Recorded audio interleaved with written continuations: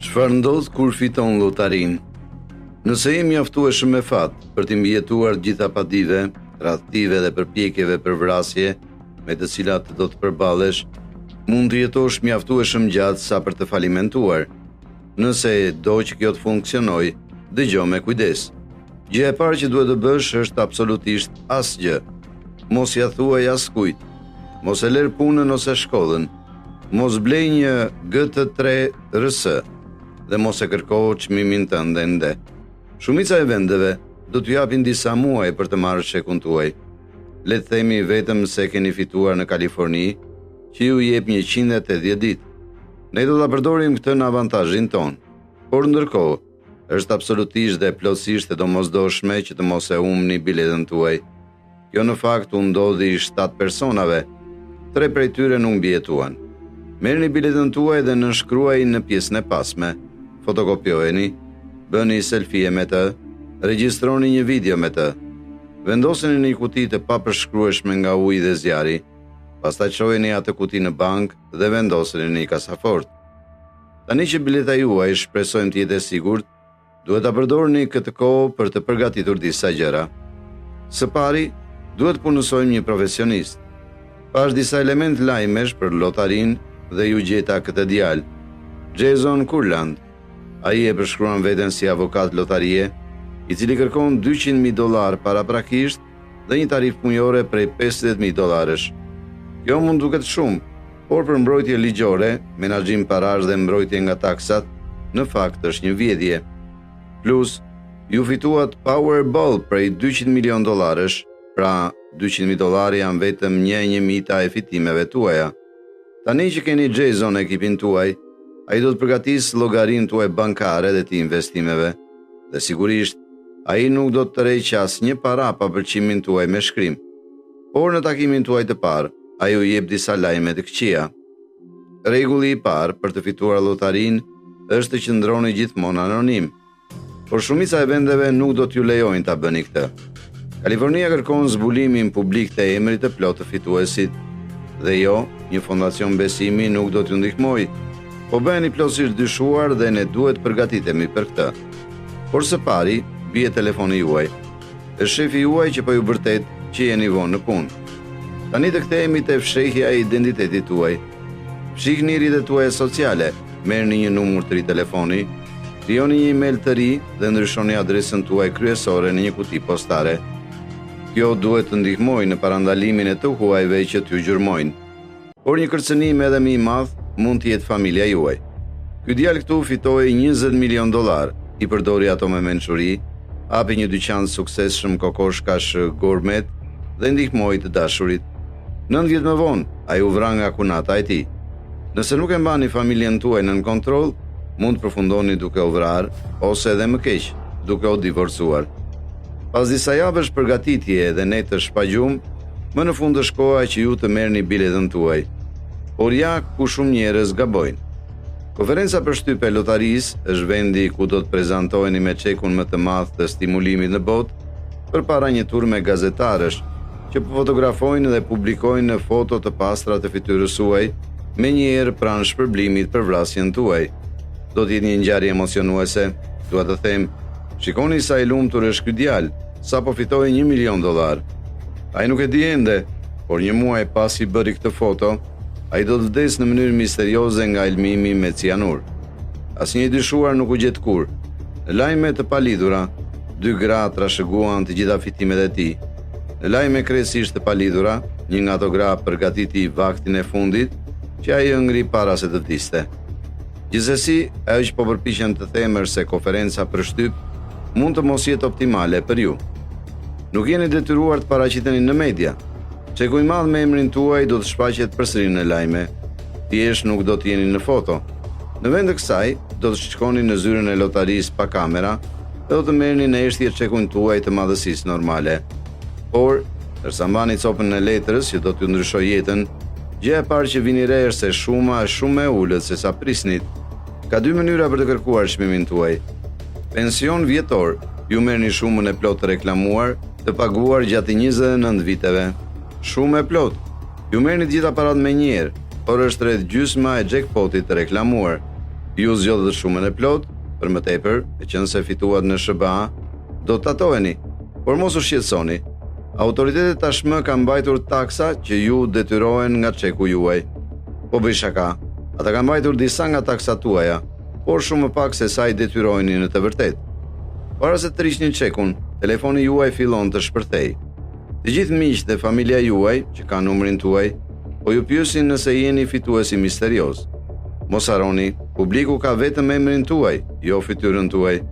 Mund të tregoni disa njerëzve se u besoni vërtet, por keni kujdes. Ndoshta përdorni edhe një marrëveshje konfidencialiteti. Tashmë në fund është koha për të bërë depozitën tuaj. Pasi çeku juaj të shlyhet, do të shihni më shumë para në llogarinë tuaj bankare se sa keni menduar ndonjëherë. Shpresojmë që po përdorni një bankë më të madhe dhe jo një bashkim krediti, ku llogaria juaj rrihet se ndoshta do të blente më shumë se totali i aseteve të tyre të kombinuara. Por edhe me një institucion të madh që mban parat tuaja, ju prap keni një problem. Vetëm $250,000 nga parat tuaja janë të siguruara. Sa e rrezikshme është kjo? E po, që nga viti 2008, depozituesit e pasiguruar humbën para vetëm në 6% të falimentimeve të bankave në SBA. Dhe bankat e mëdha si Case ose Wells Fargo janë përcaktuar si institucione financiare me rëndësi sistemike, pra ato kanë qeverinë amerikane si baban e tyre të sheqerit. Pra, do të duhej shumë kohë që ato të falimentonin. Ka shumë të ngjarë që ti jeni mirë. Por prapë së prapë duhet i zhvendosësh këto para diku tjetër. Është koha të kontaktosh Jasonin për të financuar fondet dhe investimet e tua. Le t'i japim atij $40 milion për t'i menaxhuar. Me një kthim konservator prej 6%, kjo do të sjellë rreth $200,000 në muaj. Mund të vendosësh $10 milion në fondin tënd familjar dhe tani ke $20 milion në fuqi të pastër blerëse. Gjithashtu, po fillon të kuptosh pse njerëzit e pasur jetojnë më gjatë se njerëzit e varfër. Jo vetëm që tani mund të përballosh çdo procedurë mjekësore që dëshiron, por ke edhe një mjek privat, i paguar $20,000 në vit për të qenë në gatishmëri. Gjithashtu merr një trajner fitnessi të famshëm për $300 në seancë dhe një kuzhinier privat për të mbajtur dietën tënde të përsosur. Por edhe më e rëndësishmja se kjo është mungesa juaj totale e stresit. Të mos shqetësoni për faturat, punën apo strehimin, dhe të keni kohë të lirë për të kaluar kohë me miqt ose për të bërë një sygjum në mesditë. E ka përmirësuar shumë mirëqenien tuaj. Por pastaj merrni një telefonat nga Jason që ndryshon gjithçka. Por ju keni një avantazh ndaj të gjithë këtyre fituesve të pafat, vendodhjen tuaj. Shumica këtyre fateve tragjike ndodhen në lagje jo aq të mira. Ju, nga ana tjetër, jeni në një rezidencë $10 milion në Los Angeles, e rrethuar nga njerëz që janë të familiarizuar me paratë. Shpresojmë që kjo do t'ju mbrojë nga çdo rrezik i vërtet dhe do t'ju lejojë të jetoni në paqe jetën luksoze. Por ajo nga e cila rezidenca juaj nuk mund t'ju mbrojë janë marrëdhëniet tuaja. Miq do të dalin nga skena, familja që nuk e dinit kur se e kishit do të rishfaqet papritur, të gjithë do të kërkojnë lëmosh. Miq, humba pothuajse të gjithë miqtë e mi nga New Yorku. Kur fitoni, të gjithë ata që njihni mendojnë se fituan gjithashtu. Duhet të mësosh si të thuash jo. Do të bëj të ndihesh fajtor, por e vërteta është se nëse do t'u jepje para të gjitha atyre që i kërkojnin, nuk do të mbetej asgjë. Mirëmbajtja e rezidencës tënde të kushton $50,000 në muaj. Mirëmbajtja e makinës tënde është një pagë mesatare vjetore. Shefi yt privat, trajneri yt, mjeku yt, truprojat e tua, Armani, Equinox, festat e të pasurve, gratë, në gjithçka, shpenzimet e tua mujore janë në 6 shifrore.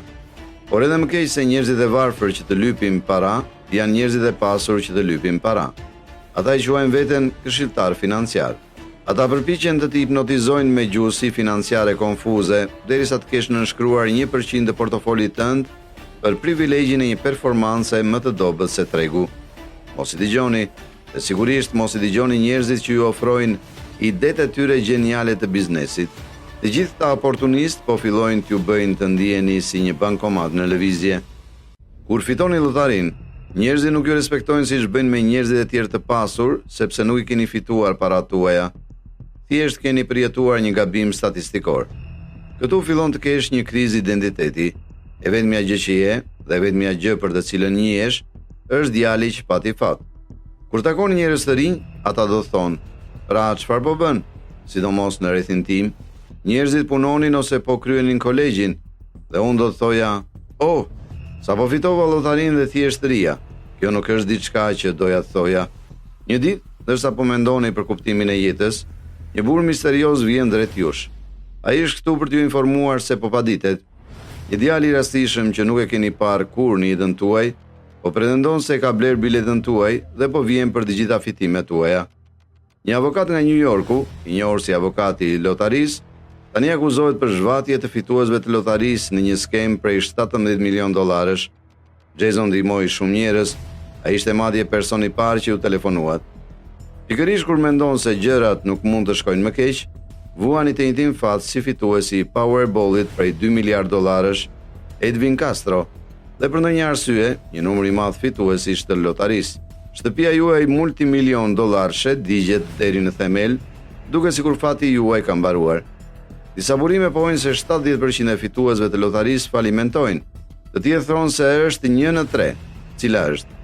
Përgjigjja e saktë është asnjëra. Të dyja këto statistika janë hedhur poshtë plotësisht. Fitimi i lotarisë tenton të portretizohet si një mallkim, por në realitet rezulton se të gjesh miliona dollar është në të vërtetë mjaft mirë. Studimet e vërteta kanë treguar se fituesit e lotarisë janë më të shëndetshëm dhe jetojnë më gjatë. Ata kanë një shans më të ulët për të qenë mbi peshë.